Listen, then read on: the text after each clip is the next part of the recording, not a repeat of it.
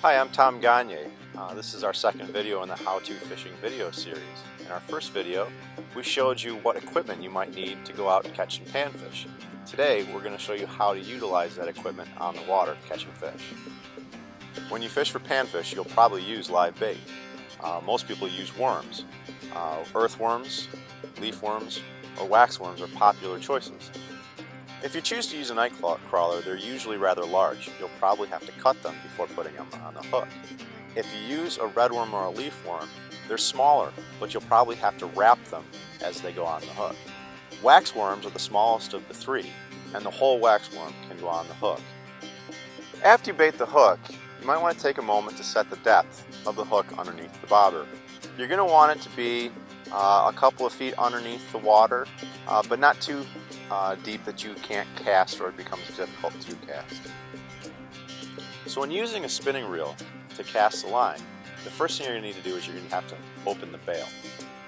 After you open the bail, you're going to hold the line with your thumb against the rod, and as you bring the rod tip forward in a casting motion, you're going to let the line loose, which is going to send your bobber and your hook out onto the water.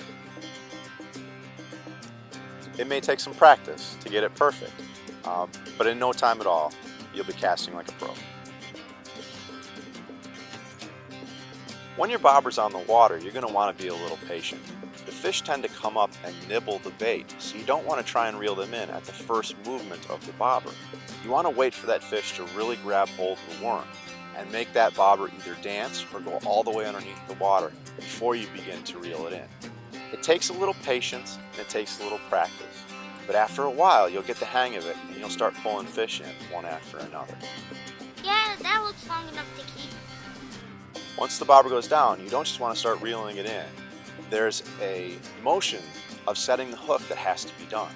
It involves a twitch of the wrist, which brings the hook home into the fish's mouth and hooks the fish really good so that it stays on the hook as you reel it in. If you just try and reel it in without doing that motion, the fish will most likely just release the worm and swim away. Once the fish is hooked and you start retrieving the fish, on larger fish you might have to use sort of a pumping motion where you raise and lower the rod tip in rhythm with reeling it in. Either way, you want to try and keep the rod tip elevated during the course of the fight. You don't want to give the fish any slack line, which would allow them to spit out the hook. Properly handling the fish includes wetting your hands before grabbing the fish and then supporting it after it's out of the water. Panfish have spines on their dorsal fin that are very, very sharp, so you want to make sure that you grab the fish from the head and then work back down across the body towards the tail. You don't want to come in the opposite direction or you will get poked with those spines. Removing the hook is really dependent on how the fish is hooked. If the fish is hooked lightly in the tip of the mouth, a lot of times you can simply remove the hook with your fingers. If the fish is hooked a little deeper in the mouth, this is when you might need your pliers to be able to get a better grip. You want to be a little gentle when you release the fish. You want to bend down and drop the fish as close to the water as you can and let it swim away on its own. Thanks for joining me today on the water.